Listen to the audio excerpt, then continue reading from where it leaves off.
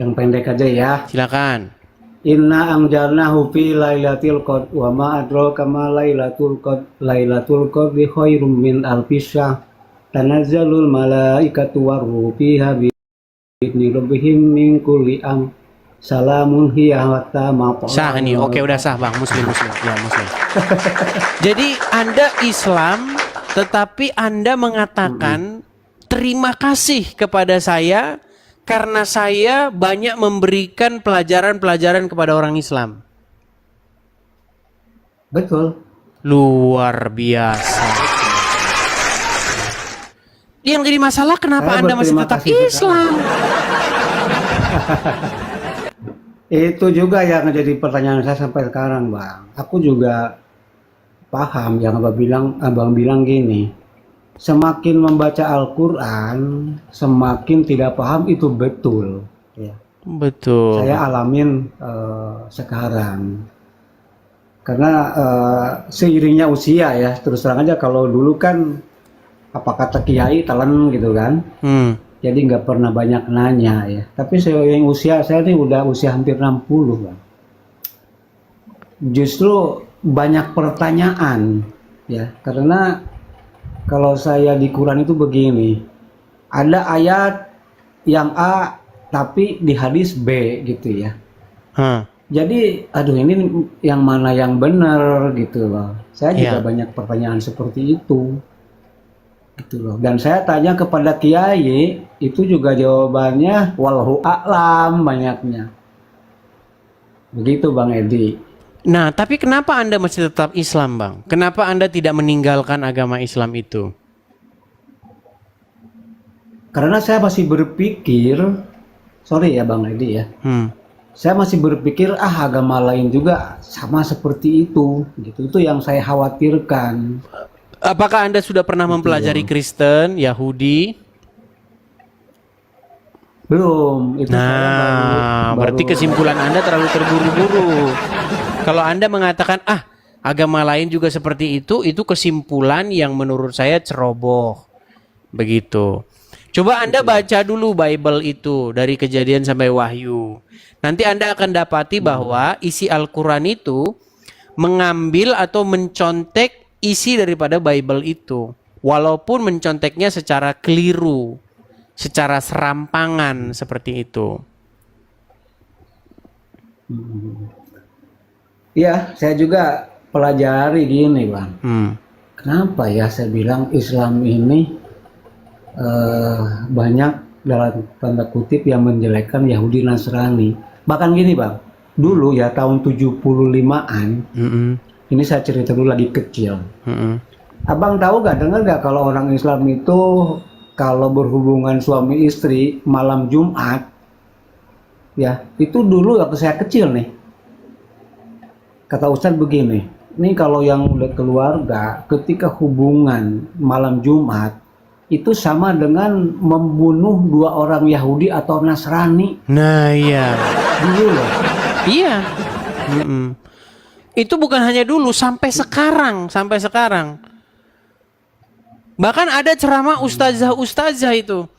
Barang siapa yang melakukan hubungan intim di malam Jumat, maka pahalanya sama dengan membunuh 40 Yahudi atau 50 Yahudi. Karena memang Bang, Islam itu adalah ajaran yang berisi kebencian kepada Yahudi dan Nasrani. Tapi orang tidak pernah tahu itu karena ketika orang belajar agama Islam, mereka tidak belajar agama Islam, mereka itu belajar huruf-huruf Arab. Lihat di pengajian-pengajian, lihat di pondok-pondok pesantren, orang dididik untuk membaca huruf-huruf Arab. Makanya kalau kita lihat ada, misalnya Anda punya rumah dekat surau, punya rumah dekat musola, pasti Anda akan sering mendengar anak-anak kecil mereka mengaji. Guru ngajinya kan salah, bacanya salah, bukan A tapi A, bukan alif tapi ain. Iya. Banyak seperti itu. Betul.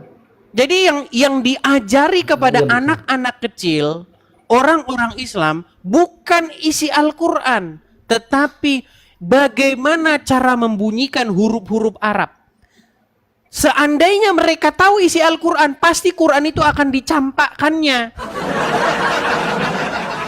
Begitu, Bang. Betul.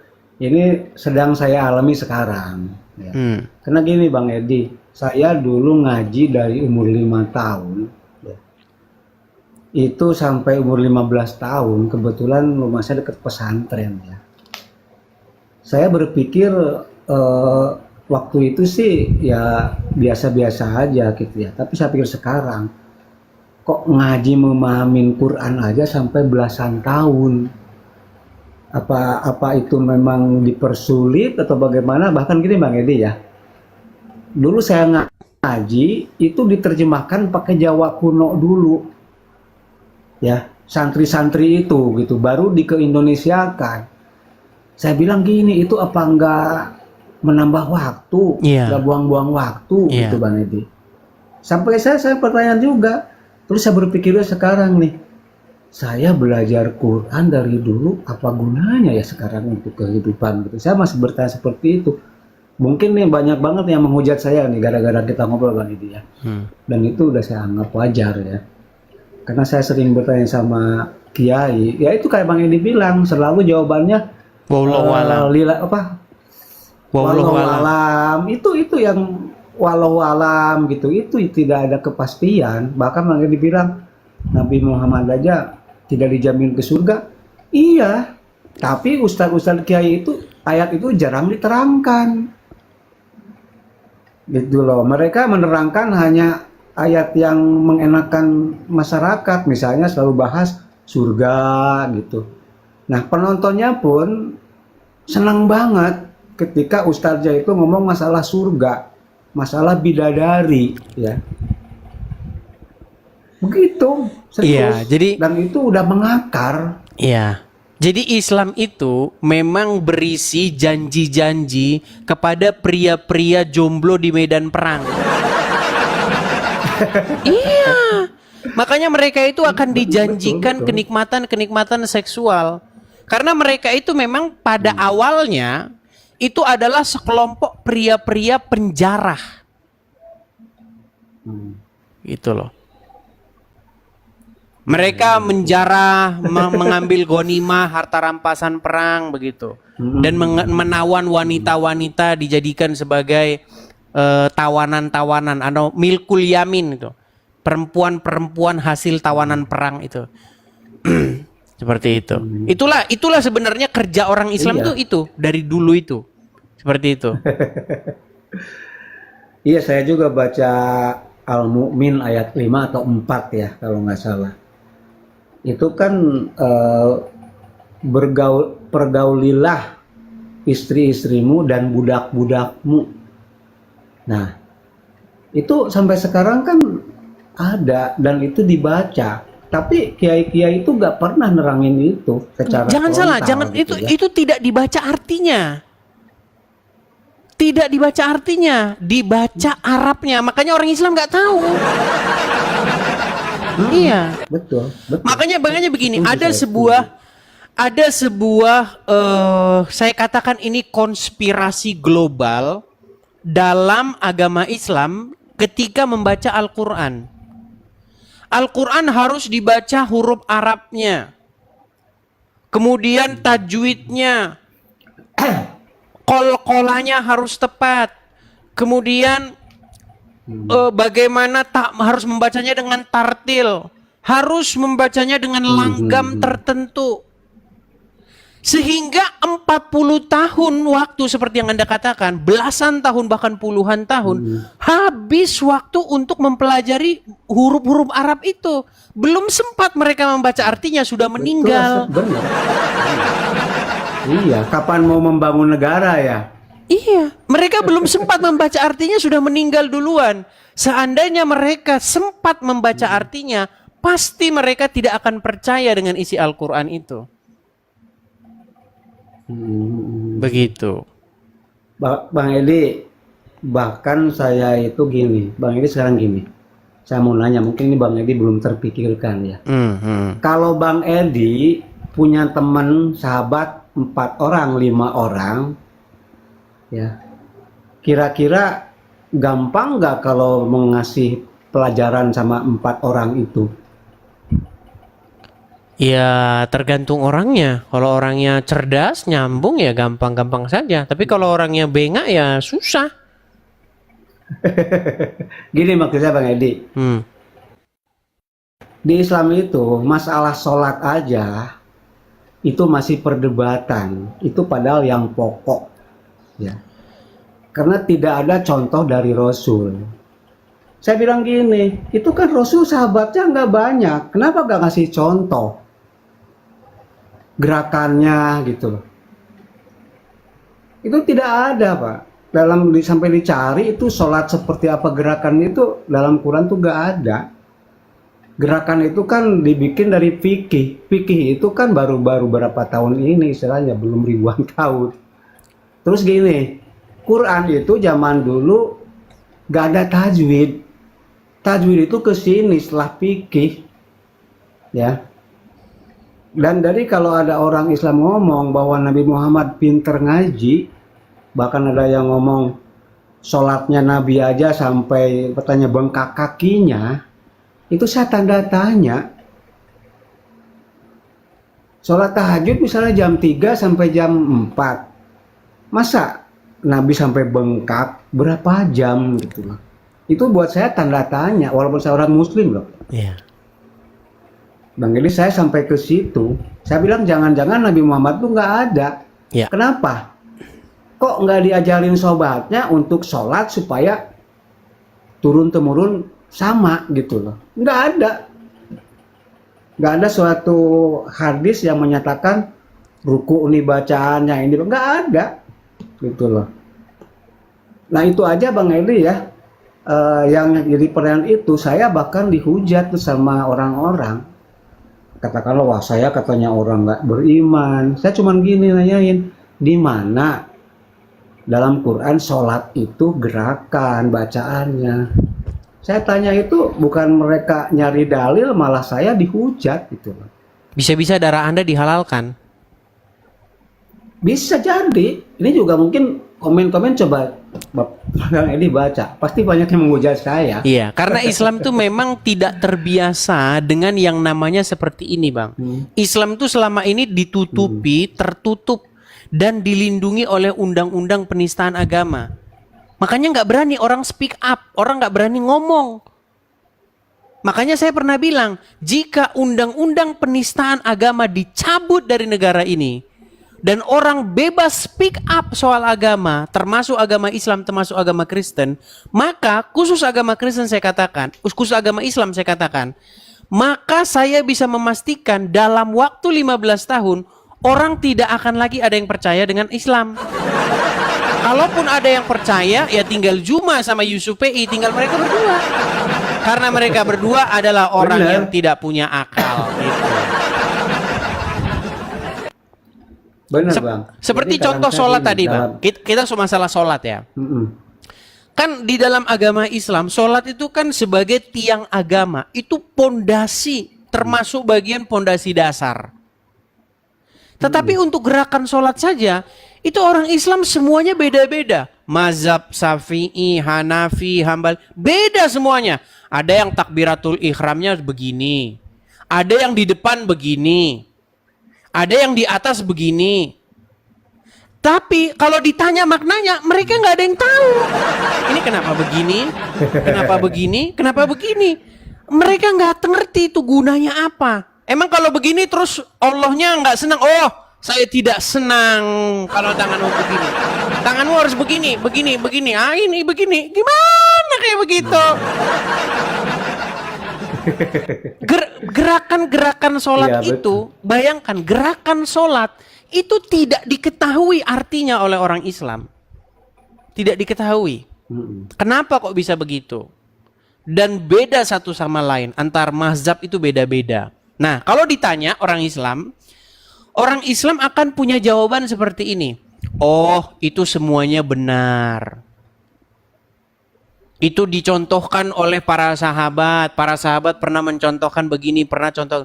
Berarti kesimpulannya adalah begini. Kalau begitu, Anda boleh sholat begini, Anda boleh sholat begini, Anda boleh sholat begini. Lalu kenapa Anda menyimpulkan satu gerakan saja? Itu pertama. Kemudian kesimpulan yang kedua, berarti Muhammad sendiri sholat dalam posisi ngasal. Yang ngasal, kadang-kadang dia suka-suka dia begini. Berarti kan Muhammad dalam posisi ngasal kesimpulannya. Kemudian yang ketiga, ada sebuah hadis. Hadis itu berkata begini, boleh kita itu melakukan dusta untuk mendamaikan pihak-pihak yang sedang bertikai. Jadi ketika ada mazhab Hanafi atau mazhab Hambali, mereka beda gerakan sholatnya, maka harus dimunculkan satu kebohongan yang seperti ini. Kedua-duanya benar. Karena Muhammad pernah sholat dengan cara yang demikian dan demikian. Tapi pernyataan itu adalah dusta. Karena belajar dari hadis boleh berdusta dalam mendamaikan pihak-pihak yang bertikai. Makanya saya bilang Islam memang dibangun di atas kebohongan. Iya. Iya Bang Idris. Cuman kalau saya banyak cerita begini, gini Bang Idris, ini mungkin sejarah ya. Mungkin Bang Idris belum terpikirkan. Bang Idris tahu kan Borobudur? Ya. Terus tahu kan Prambanan? Tapi Bang Idris tahu nggak di Borobudur sendiri itu mungkin tidak ada orang agama Buddha. Terus di Prambanan sendiri mungkin tidak ada orang Hindu. Tapi di Bali orang Hindu nggak punya candi. Kira-kira perkiraan apa tuh yang Bang Idris kan cerdas nih. Kira-kira apa artinya itu? Iya, jadi kalau kita belajar sejarah, memang pada waktu itu, pada waktu zaman kerajaan-kerajaan Islam di Indonesia, itu muncul yang namanya ekspansi. Ini ada dua teori yang mengatakan ya. Jadi orang-orang Hindu atau orang-orang Buddha, itu mereka melakukan migrasi ke arah timur karena ekspansi atau serangan dari orang-orang Islam. Ini teori yang pertama. Kemudian teori yang kedua itu teori bencana alam. Bagaimana ketika Gunung Merapi meletus itu menutup semua candi-candi itu sehingga tertutup, kemudian mereka migrasi. Tapi saya lebih percaya kepada teori yang pertama, bahwa ketika raja-raja Islam seperti kerajaan Demak, kerajaan ini berkuasa, mereka mengikuti ajaran Muhammad itu. Mereka melakukan ekspansi atau pemaksaan agama Islam. Sehingga orang-orang yang pada waktu itu ada di sekitar candi-candi itu mereka migrasi ke arah timur. Seperti itu. Bagaimana menurut Anda? Iya. Kalau menurut pandangan saya, kan banyak dikatakan Islam itu rahmatan lil alamin ya. Tapi kalau lihat fenomena sejarah itu, justru orang-orang itu lari mungkin karena dikejar mau dibunuh tuh kalau nggak masuk Islam. Ya. Gitu loh. Kalau saya membaca dari situ gitu ya. Cuman kan itu pun nggak dikupas dalam pelajaran gitu. Dibilangnya apa? Seperti Borobudur itu adalah keajaiban Nabi Sulaiman gitu ya. Kalau saya sampai kritis ke situ Bang, ini kenapa ya? Saya bilang di Bali orang Hindu, tapi di Bali itu malah nggak ada candi, gitu loh. Terus di Jawa Tengah candinya banyak, tapi nggak ada orang Hindu, kan lucu. Kalau secara sejarah mungkin di situ tuh dulu pusatnya orang Hindu. Betul, gitu betul. Loh. Ketika kita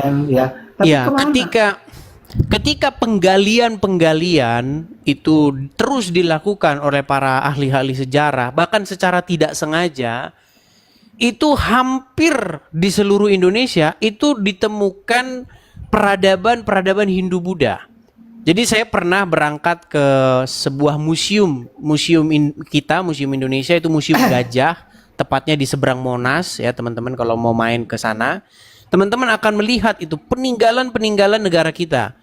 Ketika penggalian dilakukan di Pulau Jawa, di Pulau Kalimantan, di mana-mana, di Padang Sumatera Barat ya, itu ditemukan yang namanya seperti arca-arca peninggalan-peninggalan agama Hindu dan Buddha seperti itu. Ada satu arca besar sekali itu ditemukan di daerah antara perbatasan Sumatera Barat dan Jambi. Jadi saya baca deskripsinya itu. Jadi selama ini itu petani itu menggosok aritnya atau menggosok alat-alat pertaniannya di situ. Mereka menggosok di situ karena di bekas kaki atau tangannya itu ada bekas gosokan. Nah, pada suatu waktu ini orang penasaran, ini apa ini batu ini ketika ingin disingkirkan. Ternyata setelah digali-gali, oh ternyata itu arca. Itu besar sekali, itu gede sekali dia. Nah, itu peninggalan. Nah, kalau kita belajar sejarah ya, belajar sejarah bagaimana Islam berkembang di Nusantara, di Indonesia, kita jangan menutup-nutupi. Cuman saya tidak berani speak up karena saya itu nggak berani ngomong kalau saya nggak benar-benar menguasai. Tapi informasi yang saya dengar memang seperti itu. Memang pada waktu Islam berkembang, ketika dia mulai besar, mulai menduduki kekuasaan, mereka melakukan yang namanya kekerasan dan pemaksaan agama. Seperti itu. Iya. Itu. Terus yang jadi pertanyaan saya ya, kenapa kiai-kiai itu tidak menerangkan yang pahitnya gitu di Islam, selalu yang bagusnya, tidak pernah membahas yang surat At-Taubah itu tidak, mereka seperti takut kehilangan pasar gitu loh. Betul. Jadi selalu yang dibahas tuh surga neraka. Oh, bahwa nanti itu bidadari. Saya bilang kalau hanya cuman main begitu ngapain sih kita jungkir balik ibadah? Gitu loh. Siapa yang berpikir begitu? Coba saya sendiri malah dianggap ini lu Islam apa bukan? Itu banyak. Tapi Anda kritis. Anda kritis nih, Bang. Anda ini adalah orang-orang yang kritis begitu.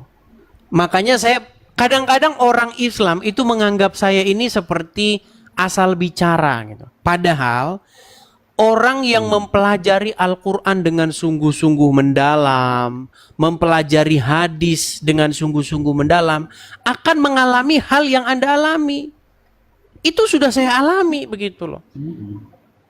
Memang akan berat sekali untuk mempercayai dua kitab itu. Bahkan saya sambil bercanda, kalau Anda sungguh-sungguh mendalami Al-Quran, mendalami hadis, dalam satu malam saja, maka keesokan paginya Anda akan menelpon tukang loak agar segera membawa buku-buku itu dari rumah Anda. Iya. Aku sering banget dengar sampai ngomong begitu. Tapi gini Bang Edi, berani nggak orang-orang Kristen di Indonesia menjamin kampanye begini? Orang Indonesia, kalau orang Kristen yang jadi presiden, dijamin negara Indonesia maju dan dijamin tidak ada korupsi, berani nggak mau mengkampanyekan begitu? Nah, sudah ada suara-suara seperti itu. Sudah waktunya presiden itu dari orang Kristen. Tetapi ya nanti mereka kayak Ahok, tahu nggak? Kemarin waktu Pak Ahok, tahu Basuki, waktu menjadi gubernur di Jakarta, tahu nggak ulama-ulama Islam apa khotbahnya? Apa tidak ada dari seluruh Jakarta ini? Apa kagak ada yang Muslim lagi? Katanya. Nah, itu yang terjadi kayak begitu, Bang. Iya. Apalagi dalam skala nasional. Saya itu setuju Bang Edi, kalau mayoritas itu memang memimpin, tapi dengan cara perlihatkan keunggulannya. Bukan cara menggunakan ayat untuk menjegalnya. Contohnya gini ya, bahwa pemimpin itu harus laki-laki. Jangan jegal perempuan yang pintar, tapi laki-laki harus lebih pintar daripada perempuan. Itu mantap. Gitu loh. Terus misalnya, jangan di luar Islam jadi presiden. Orang Islam, ya sampean mesti begitu juga sama, mesti unggul gitu loh. Ya, Jadi, begini, buat masalahnya saya kan itu kita harusnya ini kan motivasi. sistem kita ini kan masih pemilihan yang disebut suara terbanyak kan. Nah, umat muslim ya pastilah dia pilih yang muslim kalau ada pemilihan umum kan. Jadi memang Pak Luhut kan pernah bilang tuh, Pak Luhut Binsar Panjaitan, kalau kamu tidak pegang dua ini, kalau kamu nggak pegang satu muslim, satu Jawa, maka kamu susah jadi presiden. Ya, dia bicara kasar-kasaran saja. Memang orang Indonesia itu cenderung akan memilih sesamanya. Gitu. Belum kalau inilah orang lain masyarakat mungkin ya maklum lah, kalau kita saya kan sih baru nggak 80 begitu. tahun merdeka gitu. Seperti Kalau saya itu. nggak begitu Bang Edi. Saya dalam pilih DPR, saya malah memilih Batak loh dua-duanya untuk daerah. Misalnya untuk DPRD, DPR pusat, saya yang pilih orang-orang Batak. Iya, saya jujur aja tuh pilih yang Putra Nababan ya. Itu untuk pusat saya pilih dia malah.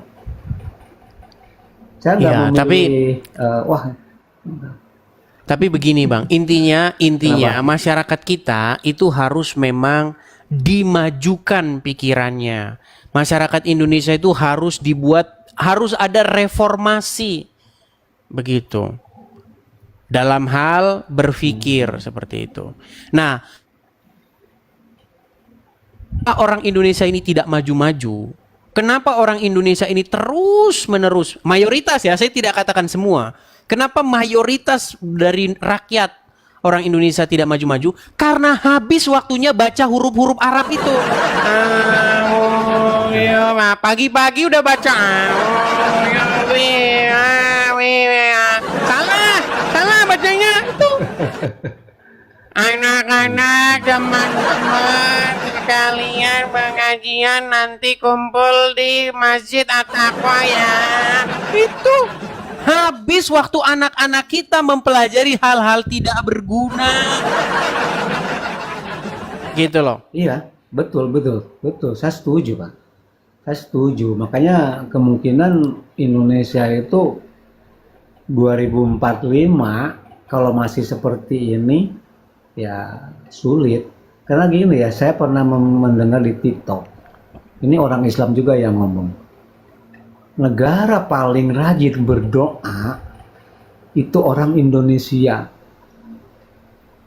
Kerjanya sedikit. Nah, dibalik negara yang doanya sedikit tapi kerjanya banyak, Belanda.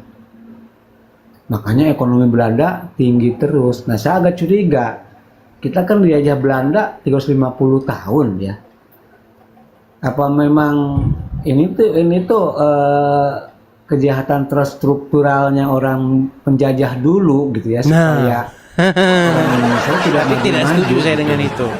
Itu kita agak berbeda pendapat. Gini, Bang Atep. Sebenarnya pendidikan atau pola hidup, artinya dalam 24 jam ini orang-orang kita, orang Indonesia ini harus mengisi waktunya dengan apa? Itu yang harus kita ubah gitu loh. Makanya kalau saya jadi menteri, ada menteri kemajuan anak-anak bangsa, harusnya ada menteri begitu. Saya akan rubah ini jam-jamnya. Karena bayangin Bang, jam 6 sholat, jam 7 sholat, jam 12 sholat, jam 5 pagi. Bayangin, ini waktu habis buat sholat-sholat saja. Mending kalau tahu artinya. Kalau orang Islam ngerti, gini kenapa, begini kenapa, masih mending. Ini kagak tahu Bang, kagak tahu mereka begitu tuh kenapa. Yang diucapin juga apa juga kagak tahu. Bayangin, lagi gongseng-gongseng mie goreng, sreng. Hayyalah sholat. Ditinggalin tuh bisnis. Kapan kita mau maju? Coba. Iya. Justru itu banyak yang menurut saya sih salah pengertian, bahwa kan ada dalam Al-Quran tuh bahwa Allah menciptakan jin dan manusia hanya untuk ibadah kepadaku katanya. Nah, itu banyak yang mengartikan ibadah itu ritual. Gini, Kalau saya malah, gimana? iya, itu kan dikatakan, tidaklah kami ciptakan jin dan malaikat illa liya'budun, katanya. Kecuali untuk beribadah kepadaku, kecuali untuk menyembahku. Jadi memang saya pernah membahas tema ini. Seorang muslim yang sejati harus beribadah selama 24 jam. Karena tujuan diciptakannya jin dan manusia menurut Al-Quran adalah hanya untuk beribadah. Tidak, bukan untuk yang lain. Nah, lalu orang muslim memaknai ibadah itu begini. Itu ibadah, makanya peang. Itu ibadah. Mereka Iya, tidak itu. tahu ibadah itu apa. Makanya sering di sini. Apa sih makna ibadah? Ibadah itu kan dari kata abdu, penghambaan. Apakah penghambaan diri itu adalah begini-begini? Habis itu korupsi, mencuri. Nah, itu. Iya, bahkan seorang Muhammad dia tidak mengerti makna ibadah. Seorang Muhammad, bayangkan, pimpinan kepalanya orang Islam tidak tahu definisi ibadah. Karena dia pernah berkata, barang siapa yang mengucapkan 2 kalimat syahadat, barang siapa yang tidak musyrik, tidak menyekutukan Allah, katanya, dia akan masuk surga sekalipun berzina, sekalipun mencuri. Bayangkan. Padahal salah satu contoh perbuatan musyrik itu adalah mencuri. Salah satu contoh perbuatan musyrik itu adalah berzina. Apa sih musyrik itu? Musyrik itu kan perbuatan menyekutukan. Kalau seorang muslim dia mengambil langkah berzina, berarti dia lebih mentaati iblis ketimbang lebih mentaati Allah. Betul? Iya. Nah, ketika dia lebih mentaati iblis, sesungguhnya itu perbuatan musyrik. Gitu loh. Dia sedang menyekutukan Allah karena dia lebih mentaati iblis untuk mengikuti jalan iblis dan mengambil perzinahan. Tapi kata Muhammad, yang penting tidak menyekutukan Allah, berzina, mencuri, masuk surga. Tapi Bang, saya nggak percaya sebenarnya Muhammad ngomong gitu. Saya nggak percaya sebenarnya ngomong gitu. Itu adalah karangan-karangan para penulis hadis. Gitu loh. Makanya ketika orang belajar hadis, orang akan melihat sosok Muhammad yang disesuai dengan keinginan para pengarang hadis itu. Begitu. Ya dulu kan kalau nggak salah ada berita gini. Presiden Libya tuh Bang, Muammar Gaddafi. Dia mengundang para ulama seluruh dunia bahwa dia bilang bahwa dia tidak percaya dengan hadis, dengan fikih. Ya, yuk kita berkumpul, kita bahas itu. Rumah, makan, hotel saya bayar. Itu tidak ada yang datang. Gitu loh. Tidak ada yang datang gitu loh. Sampai mungkin meninggal dunia itu Presiden Libya, saya dulu pernah, ini kata Buya Sakur ya, itu nggak ada yang datang. Gitu. Jadi sebenarnya kan saya sendiri itu gini Pak. Bang Edi, kalau fikih itu tahu nggak artinya fikih? Fikih itu secara etimologi apa maksudnya? Fikih itu kan ajaran-ajaran atau yang dilengkapi oleh ulama-ulama gitu maksudnya. Itu hukum Pak.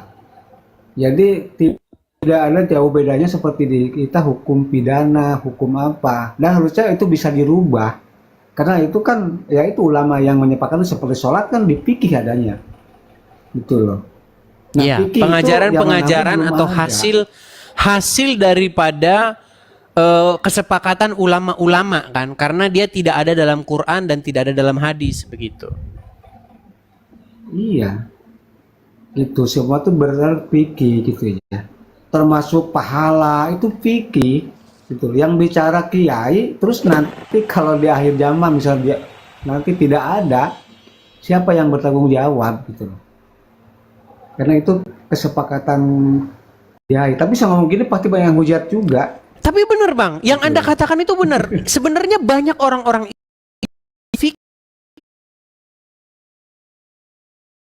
terutama dari kalangan terpelajar.